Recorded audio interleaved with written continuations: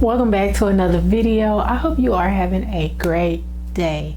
In this video, we are going to be talking about calculating simple interest, okay? And so before we can actually talk about how to calculate simple interest, we have to define some terms, okay? So first of all, what is interest? Interest is either the money that we pay when we borrow money, or it is the money that we earn when we allow our money to be used or when we invest our money, okay? So if you put your money in a bank account, basically you're giving the bank permission to borrow your money out, to lend your money out, and they give you they pay you a small amount for allowing you to lend that money out, and that's the interest that they give you.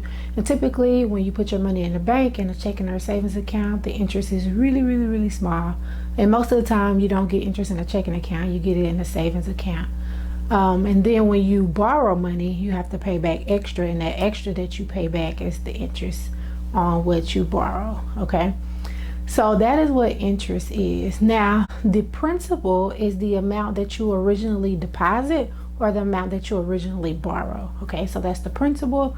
And then you have the interest rate, which is a percentage, and it varies on it varies based on financial institutions or what type of investment it is. So if you put your money in a savings account, the interest rate is usually really small. If you put your money in a CD, which is a certificate of deposit, or a money market, the interest is usually a little bit higher than the savings account, okay? So you want to make sure you familiarize yourself with these different opportunities where you can put your money in. A CD is basically where you can put your money for a certain amount of time and you just let it sit there and let it gain interest. The more money you put in and the longer you let it sit, the longer option you choose, is usually the higher the interest rate. So interest rate will always have to be converted to a decimal, right? And then the time is the amount of time that you let the investment sit, or the amount of time that you borrow the money for, and time is given in years. So time is an annual thing. So if it's not in years, then you'll have to go and convert the time to years, all right? So the formula for simple interest is when you calculate interest only on the principal amount, okay? And the formula for simple interest is I equal to principal times the rate R times the time T. So I is the interest, P is the principal, R is the rate, and T is the time, okay? That is your simple interest formula, and that's how you calculate how much interest will be calculated on a certain amount given a certain rate over a certain amount of time. So let's look at an example on how to calculate simple interest. For example 1, a student took out a simple interest loan for $1,800 for 2 years at a rate of 8% to purchase a used car. What is the interest on the loan? So we want to calculate what's the interest on the loan. So first of all, we have to identify the P, the R, and the T. So a student took out a simple interest loan for $1,800. So that means our P is $1,800. That's the initial amount of the investment, or the initial amount of what you're borrowing. And then we need to know what is the interest rate R, and it said in this case that the interest rate is 8%. Now we have to convert 8% to a decimal. And so remember how you go from percent to decimal. You move that decimal to the left 2 times, to the left, to the left. So if the decimal is here, you move it to the left 2 times, then your R will be equal to 0.08. All right. Then you also need to know the time, and in this case, she took out a simple loan, interest loan for 2 years. So our T would be 2. And so now we have our P, our R, and our T. And so now you can calculate the simple interest by multiplying P, R, and T. So 1,800 times 0.08 times 2. Plug that in your calculator, multiply it out, and you get that the interest is $288. All right. So that means she'll pay back she'll pay back the $1,800 that she borrowed plus an additional $288 in interest. So to calculate the simple interest, you use the formula I equal PRT. Now there's a different formula that you'll use if you want to calculate the future amount. The future amount is given by A equal to P times 1 plus R times T. Now A represents the future amount, P is still the principal, the initial amount of the investment or the initial amount of what you're borrowing. R is still the interest rate and T is still the time. So if you want to know what that interest is plus the principal, so remember in the last example I said she'll pay back the $1,800 plus the $288 in interest, and we would have to go add that up together to see how much she would pay back total. Well, this formula will give you that total amount without having to calculate the interest separately, okay? So let's look at an example where we have to calculate the future amount. So for example 2, a loan of $1,060 has been made at 6.5% interest for 3 months. We want to find the loan's future value. So future value is the key. A represents the future value. So we need to identify our P, our R, and our T. And in this case, the loan was for $1,060. So our P will be the $1,060. Then it said the loan was made at a rate of 6.5%. So R is 6.5%, but remember we have to convert that to a decimal, which means we have to take this decimal and move it to the left 2 times. And so R would be 0.065. And then it said that it was made for 3 months. So now remember that T is in years, and so it gives us T in months. And so since T is 3 months, we would have to take 3 and divide it by 12, because that means it's 3 months out of the 12 months in a year. So our T would actually be a decimal or a fraction, whichever way. You can leave it as 3/12, or you can convert that to a decimal if you like, all right? So because T was not in years, you have to convert it to years. It was 3 months, and so you would basically take 3 and divide it by 12 months, because 12 months is in a year, all right? So now to figure out the future amount, we just plug in those values. So A is equal to 1,060 times 1 plus R, which is 0.065, times 3/12. And now you can plug this in straight like that is, or you can enter it in separate and go step by step. So if I enter it in separate and go step by step, then I would do the 3/12 times the 0.065 first, and that becomes 1,060 times 1 plus 0.01625. Then add that to the 1, and that becomes 1,060 times 1.01625. And then when you multiply that by the 1,060, you get 1,077. And because this is money, you want to round it to the nearest cent. So it says 0.225, but you round it to the nearest cent, and that'll be 0.23. And so the future amount will be $1,077.23.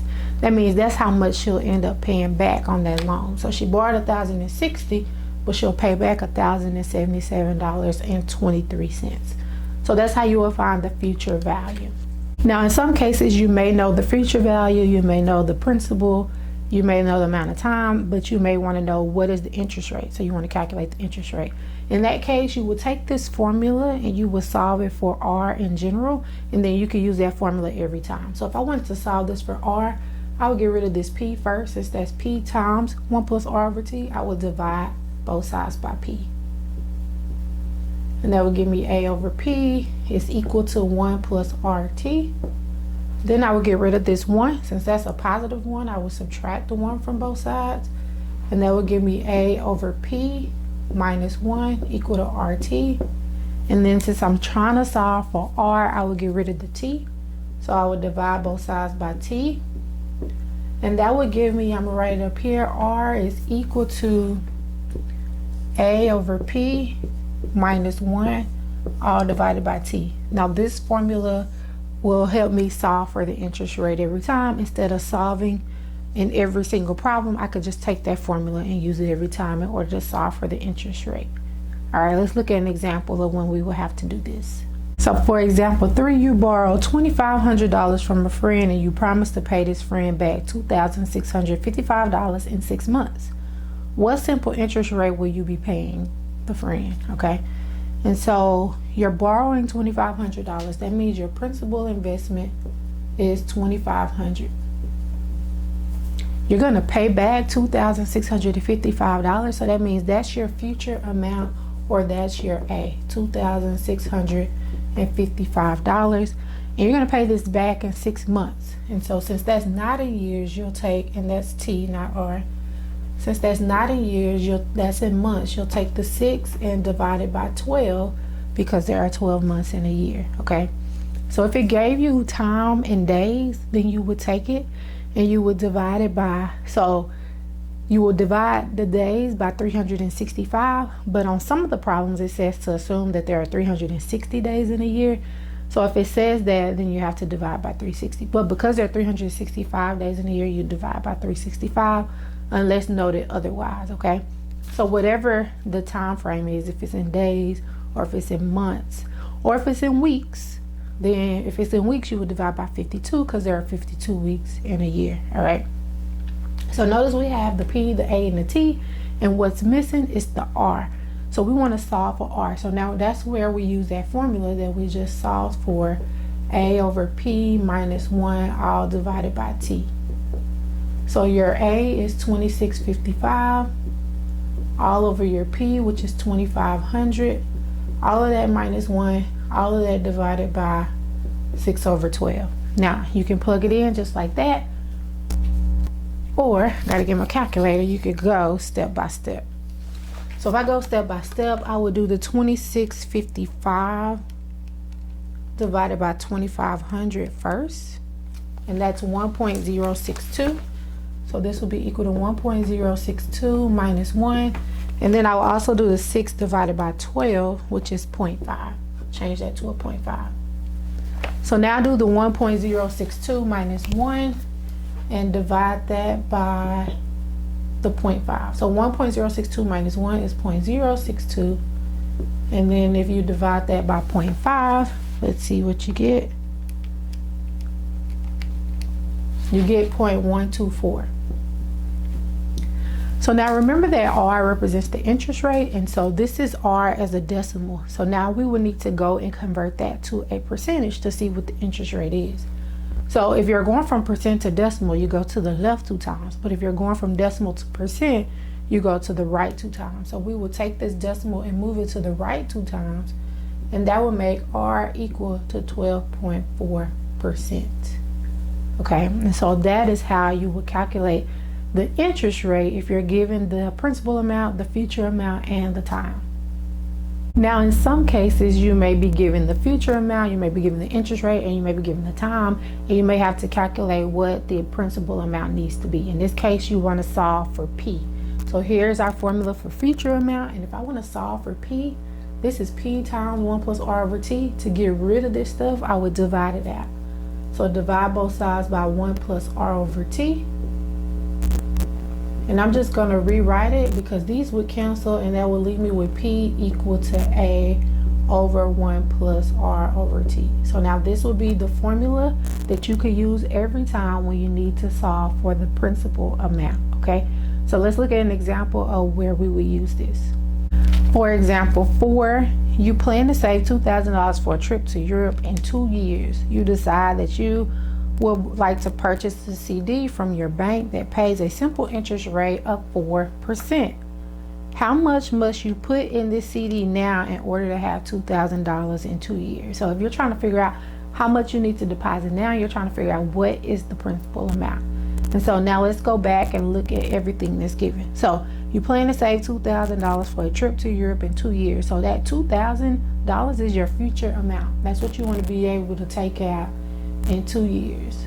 So $2,000, and you want to do it in 2 years, so T would be actually 2. It's in years this time, so you don't have to convert it.